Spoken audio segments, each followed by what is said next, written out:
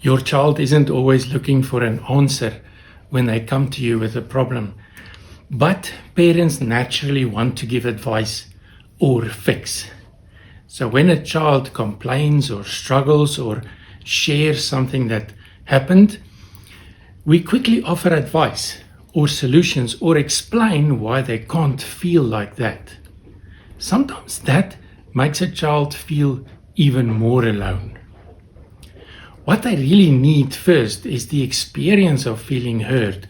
Then they are often more willing to listen or cooperate or talk to us again.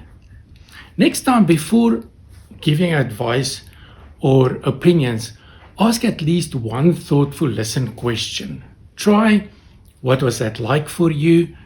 What happened? What do you think would make it better? Then just listen. Often the most helpful thing a parent can give a child isn't an answer or advice. It's the feeling that they matter so much to you that you are willing to listen to them. More about this on our website.